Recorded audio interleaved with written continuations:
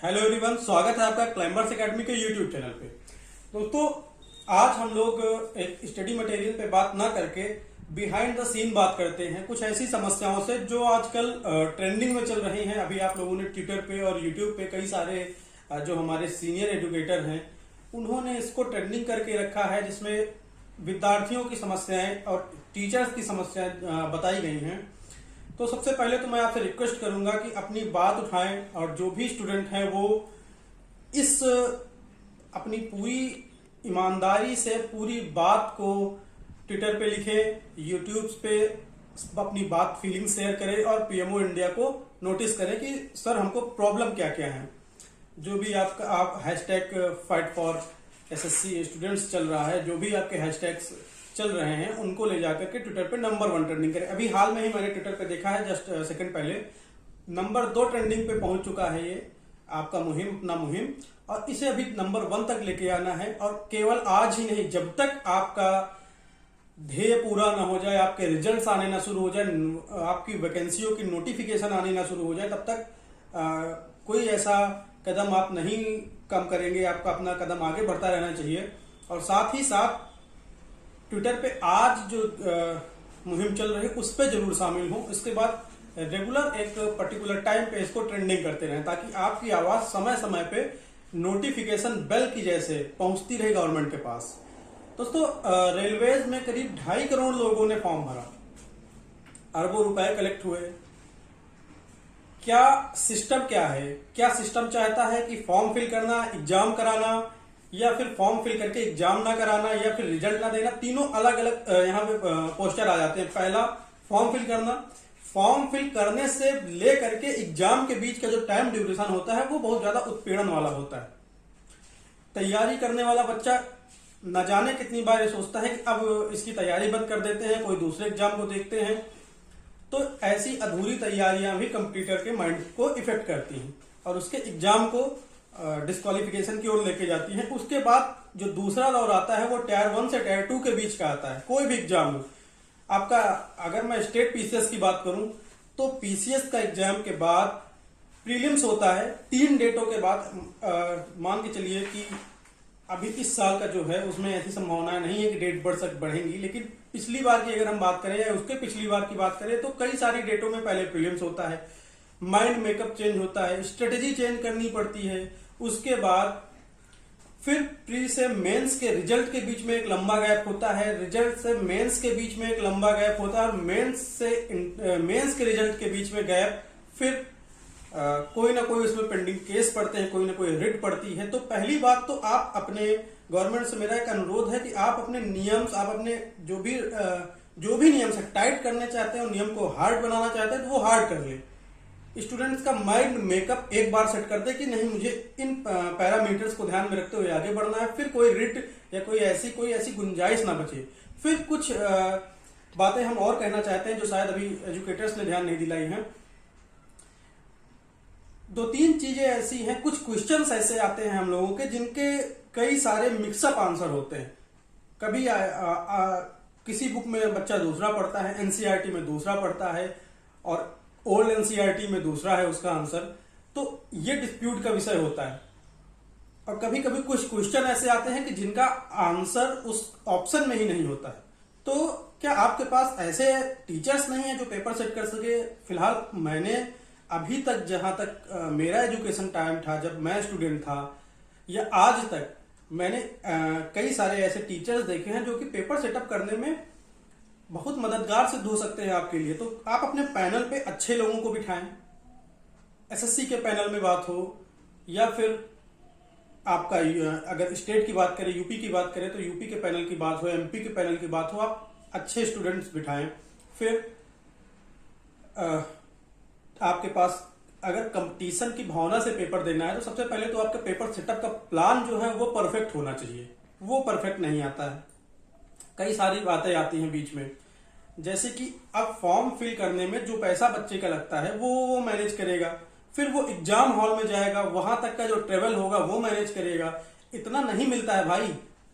इतनी समस्याएं होती हैं स्टूडेंट लाइफ में जो आप अफसर सा या फिर जो भी अपने पॉलिटिक्स में है, शिक्षा क्षेत्र में आगे बढ़ चुके हैं, वो लोग नहीं समझ सकते हैं। एक्चुअली होता क्या है कि वो लोग अपना टाइम भूले बैठे हैं, क्योंकि वो भी उसी स्ट्रगल से करके आगे बढ़े हुए हैं। तो मेरा अनुरोध है उन सभी ऑफिसर्स से, उन सभी रूल मेकर्स से कि इन चीजों को ध्यान में रखें। एजुकेशन पॉलिसी सही करें। आपने एजुकेशन पे कोई विशेष चर्चा नहीं करनी है। सीईटी आप कंबाइंड एंट्रेंस एलिजिबिलिटी टेस्ट लेके आ रहे हैं, उसमें आपको क्या करना है कि कम से कम उसके बारे में एक पैरामीटर बना के, आपको लगता है कोविड जैसी समस्याएं चल रही हैं देश में, 6 महीने से बच्चा घर पे पढ़ रहा है, उसको अच्छे स्टडी मटेरियल्स प्रोवाइड नहीं हो पा रहे हैं, टीचर्स को रेंट भरना पड़ रहा है, छोटे छोटे जो कोचिंग संचालक हैं, छोटे क्या बड़े कोचिंग संचालक भी, उनको रेंट भरना पड़ रहा है। जितनी आवक होती है खर्चे निकाल के बहुत कम बचता है टीचर्स के पास, तो वो कहां तक उसको अफोर्ड कर पाएंगे। फिर आपने उसी समय एलिजिबिलिटी टेस्ट लगाया, तो इसके बारे में आपको ये सोचना चाहिए था कि ये सही समय है इसको लागू करने का। इसके लिए कुछ डिले देना चाहिए था, आपको कुछ टाइम पीरियड देना चाहिए था कि बच्चे के जो भी स्टूडेंट है उनकी एक्यूरेसी बन जाए, वो फिर से फ्लो में लौट आए, नया जीवन उनका फिर से शुरू हो जाए, टीचर्स का स्टार्टअप फिर से शुरू हो जाए, तब ये आप लागू करते तो शायद ज्यादा बेहतर होता।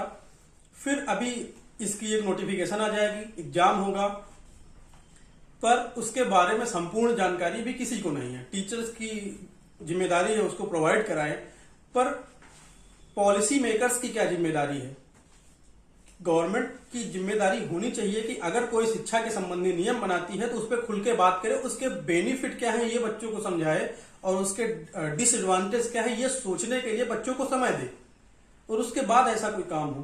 खैर, ये लॉ मेकर्स का काम है, वो इस पे ध्यान दें। आगे आने वाले दिनों में भी ऐसे कई सारे केसेस आपको देखने को मिलेंगे, जो फिर से वैकेंसी आएंगी, फिर से 2-2 साल लटकेंगी।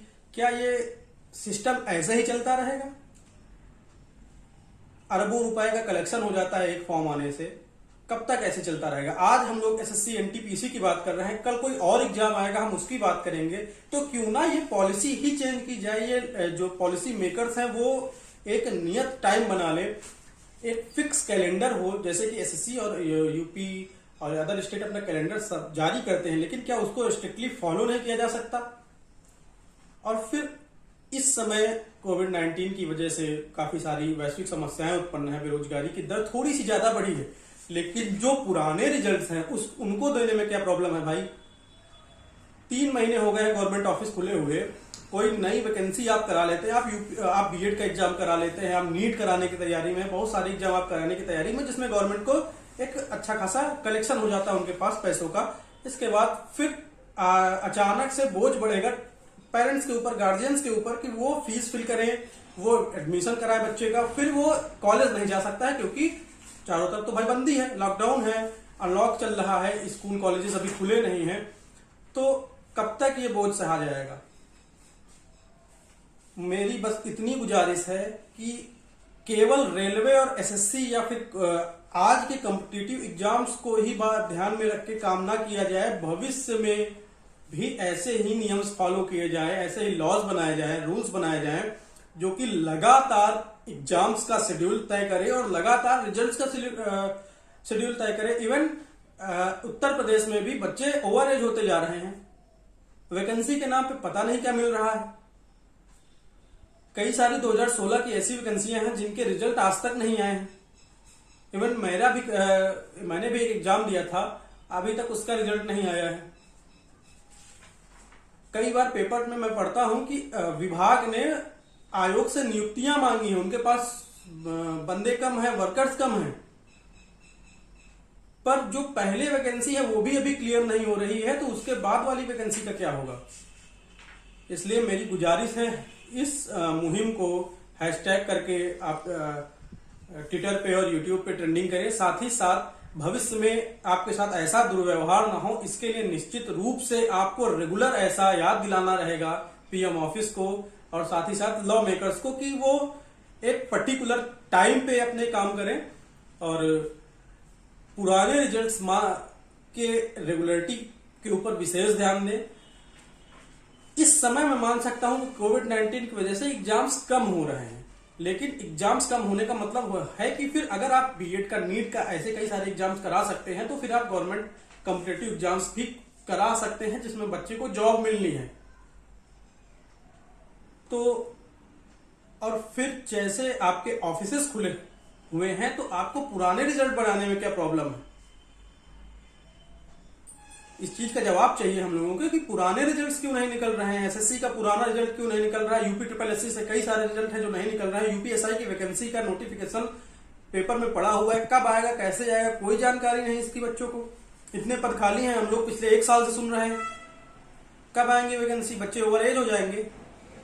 या तो पेपर में आप जिस दिन पेपर में देते हैं उस दिन से बता दीजिए भाई इस दिन से हम एज ले लेंगे, बच्चे उस दिन से तैयारी करना शुरू कर दें। जब उनको पता चले न्यूज की हाँ यूपीएसआई की वैकेंसी आएंगी, और आप नोटिफिकेशन की डेट से लेते हैं तो टाइम टू टाइम नोटिफिकेशन दीजिए।